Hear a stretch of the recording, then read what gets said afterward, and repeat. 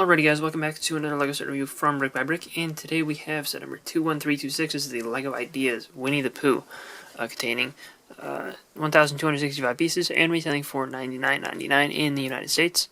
This is the 34th idea set ever released, and it's probably up there as far as the ones that I was most excited about, because I'm a big Disney fan, and I was pretty much gonna buy this regardless of what it looked like, but I think that it actually turned out really good looking, at least from the box. On the top, you can see the minifigures included, which I think came out really well. They did obviously use brand new molds for the figures in this set, which is, kind of new and different for ideas. I think Sesame Street's the only one before this that did it, and it is a nicer looking box, one of the ones that folds open neatly. Obviously, it's been built already, so there's no pieces inside, but I do like the kind of yellow color they've used for the greebling. Got a nice art of Pooh on the side of the box, and here is the back of the box showing you the interior and how it folds open. And the one thing that I also wanted to highlight in particular with this set is the instructions look really cool. Like, I mean, I know they've been changing up the instructions recently so that they don't always just have the image of the box, especially with 18+ sets. And I know the Sesame Street one, just has many figures on the front as well, but that's just a black background. I really love the white background with the little drawing of the tree behind it. I just think that this is a really, really great art style, and I'm very happy with that. On the back, it has just an actual drawing of Christopher Robin and Winnie the Pooh, and it says Winnie the Pooh in French, I think. But, yeah, I'm really happy with that. You got a map with 100-acre wood on the inside of the front cover, and then, you got some really nice drawn art. I don't know if this is, like, straight from any Pooh cartoons or something, or if they actually drew this just for the instructions, but whatever it is, it looks really nice. They got, a picture of Pooh being held up by the balloon, just like this, image from the actual set. And just whoever designed these instructions, I think, did a really excellent job. And then you have I don't know, did they do this in most ideas manuals where they have a picture of the actual fan model, which obviously didn't have, minifigures that they've built. And then I believe that this is the fan designer and his family, who there's some Easter egg for them on the, actual set. And here we have the LEGO team that worked on it. And finally, we get into the actual build, which isn't, there's nothing special about the rest of the instructions. It's just that, first section. But that first section and the cover art, I think, is really particularly special. And just this manual feels collectible. So, something that I did want to talk about, and I spent probably way too long talking about it, but I did want to talk about it, so I did. And the overall build that you get, out of this set does feel a little bit small at first glance, like for a $100 set. The price per piece is pretty good, actually. But, I don't know, it just feels more like $80 volume-wise. Though, I think the level of detail that you get here is pretty good. We'll look at this little sign later, but there is a 100-acre wood sign. And I just want to start by looking, around the exterior of the tree. You got some interesting building techniques going on here, using the kind of pieces they introduced for the legs of Mickey and Minnie in that direct-to-consumer $180 set, recolored into this medium nougat color. Just kind of fits perfectly into place. You kind of do have to, occasionally, you'll misalign it, and you kind of have to push it back into place, but when it is aligned properly, it looks pretty good. I got some interesting shaping for the bushes here. These are on these little DC jumper stand things, just to kind of get these weird leaves in at different angles. Turning it around a little bit, got the house in the back, which I think looks good with the kind of mismatched color roof. Just adds a little bit of extra color to it. I don't like that one hollow stud, but that's the only bad-looking thing on the whole exterior of the set. I guess there's a little bit of tan in there too. It isn't great, but it's not terrible and not distracting or anything. Got some hinges, because it will open up. We'll see that in a second. I do have one of these ladybug tiles, which, I kind of wish that stayed exclusive to the CMF, but I guess I'm not going to complain that it appears in a lot of sets, and you get an extra of that. A little bit of a gap right here, but that's because this opens up, and it's not that serious of a gap anyway. And you got flowers on the other side as well. And the tree is built a little bit differently over here. You'd have a couple exposed studs, which is just a little bit odd, because I think the only... no, there's 2 on the front as well. So there's 5 total exposed studs. I guess these ones up here, but those are kind of hidden by the beehive. But yeah, there aren't too many exposed studs throughout the whole of the tree. I guess little bare foliage-wise on the back. You do have the little chimney here, which is connected to the fireplace inside. And then just moving to the front, we have a look at the little area where everybody is sitting. And, you know, you can fit all of the figures in here. It's a little bit of a tight fit, you know, because you do have to put Eeyore there, otherwise it won't fit at all. And then Tigger's kind of just off to the side, but you can get them there, and I think that that's kind of an important thing to have. But we're going to remove them so that you can actually see what's going on here. There's also this one book, which is included, and doesn't really have a proper place to go. But there are 2 studs on this log for someone to sit. We do have a honey pot, which is the printed honey pot that appears several times throughout the set. You will see a better look at that later. And in the back we have this little, I think that's supposed to be a bell, which is attached using a whip piece. There is a kind of sticker right there. It says, please, or ring also. And you have the knocker on the door, as well as the little handle. This can open up. I'll show you it opening up from the other side. And then we have this 1x6 tile, which says Mr. Sanders. And, you know, there's a little bit of a better light, so you can see better. But looks pretty good, and you know, got the end backwards as should, and you have the little fireplace here, or campfire there, and yeah, a couple mushrooms on the side as well. And looking up, we do have these printed bees, which, you know, kind of a neat little feature with beehive, and there is an identical one up top. And you can like adjust all of these leaf sections a couple different ways, kind of spread it out to try and, you know, get as much you know, as much foliage coverage as you like. Kind of adjust those however you want, really. But yeah, that's all there is for the exterior. So to gain access to the interior of Pooh's house, all you do is go like that. And yeah, there's the interior. Here's the door. You know, it opens up. Not too much space for figures to get inside because it doesn't go all the way back. But, you know, I think that it is a perfectly appropriate amount. Over on the right-hand side here, we have Pooh's bed. And just to prove that Pooh can fit in his bed, I will put him on his bed. It's a little bit of a tight fit, but he does fit there. It's a little bit odd that the curtains hang over his bed. Just a little bit of a strange choice, but that's just the way that the space worked out, and these are pretty thick curtains. We do have the cuckoo clock on the wall, which looks pretty decent. Little end table with a candle. Possible fire hazard, but that's okay. Here is a look at the honey pot, and there is a, I guess we'll pull it out so you can see, but there is, you know, honey inside. Which I guess you would maybe expect, or maybe you wouldn't expect. Who knows? But yeah, that's there, and I'm just gonna leave it sideways for now. You'd have a couple minifigure heads that are unprinted to look like more honey pots.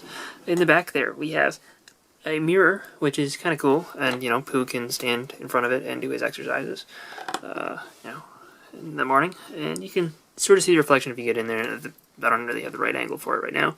There is a umbrella in here as well for Pooh, and you got a teapot and teacup on the wall, as well as a sticker of the 100-acre wood, which is really cool. It's actually a mirror back sticker, but there's no mirror element actually showing through.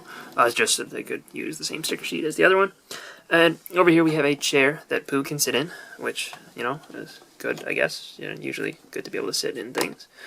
And you got another one of those honey pots, as well as a little stove over here, and you know, a little teapot. This actually uses one of the 2x4 jumpers, which is interesting. And then we have a box up in the attic of some Pooh sticks, and that right there is a golden heart tile, which is supposed to be Tigger's locket from the Tigger movie, which is kind of cool. You know, nice little Easter egg there. That is just a single piece. It's not printed or anything, but you know, it's a nice little touch. I should mention that the chair can be removed and you can angle it back. You know, you could put it like there if you wanted to, just have some more room to kind of play around while you have this opened up. But you know, that's where it goes by default. The last little build in the set is this 100-acre wood sign. It is 2 stickers, but I think that it is a nice thing for them to include it. And you do have a honey pot as well, which has no honey inside of it. I guess Pooh already got this one, but this is built on a heart plate, which is just kind of interesting.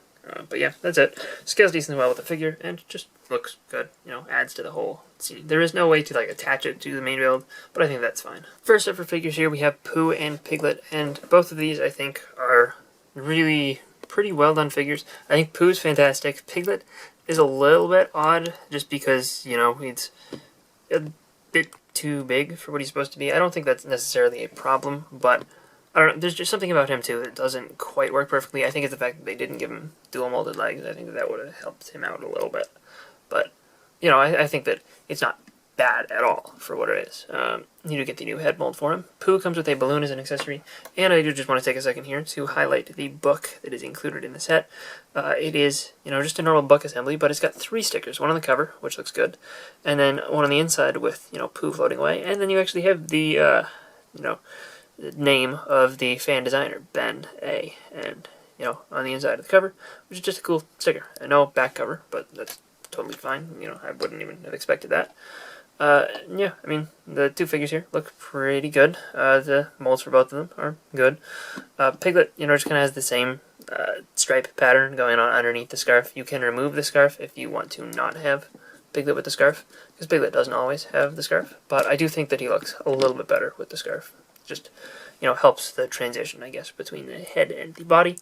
But yeah, both these molds are very good. Pooh's head especially, I think, is pretty great, and, the yellow printing is actually a pretty good consistency. Like, the color match between that and the legs is really, actually, like, very good, which is, kind of rare for LEGO nowadays, unfortunately. But, I do gotta commend it where it shows up, and he does get dual molded arms. Looks a little tiny bit weird from the side, but, I wouldn't really have expected them to print the side of the torso, because that would be weird. And, especially when his arms are down, it looks perfect. And next up we have Rabbit and Tigger, and both of these figures are pretty good too. I think Tigger especially is fantastic, and I think is probably my favorite figure in the set. Rabbit looks really good too, but, he doesn't have the whiskers, which I think is like the one minor complaint I could make about him. But they're both great. They both have new head molds as well.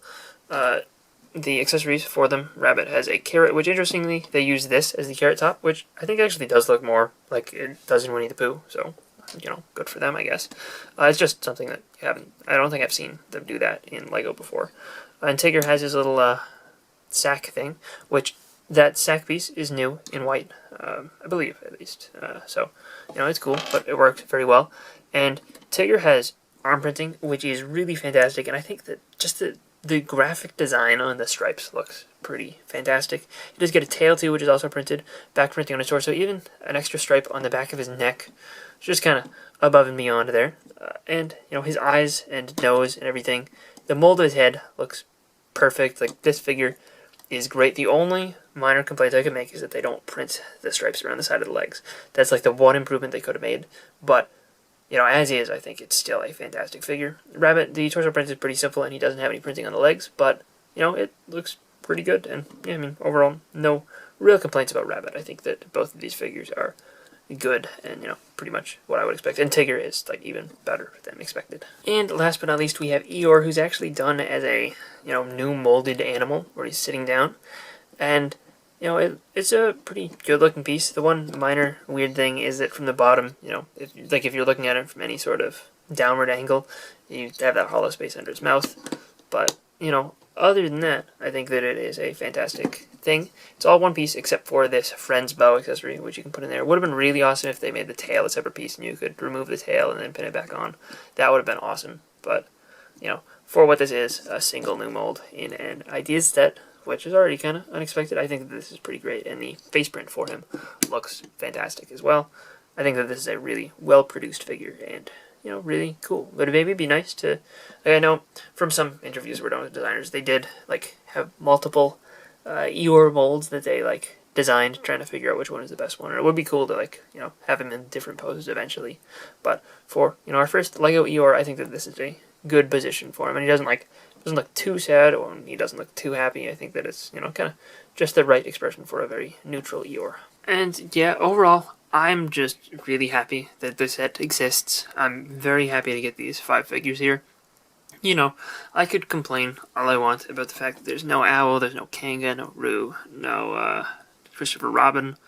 Christopher Robin probably would have been very easy for them to have included, but from what I understand from interviews and stuff, they kind of had to choose between Rabbit and Christopher Robin, and between the two, I'm glad that they did Rabbit, because, you could probably make your own pretty decent-looking Christopher Robin minifigure with existing pieces. I might do that eventually, I don't know. But, yeah, I mean, honestly, it would be cool to even just get, Christopher Robin in a CMF or something, in the future. But, yeah, I mean, I'm very, very pleased with the way that this set looks. Very pleased with the figures here. The price, maybe a little bit on the steep side, but I don't hate the price. I think, especially since you get the 5 figures, I think those do go a long way into, you know, adding value to the set.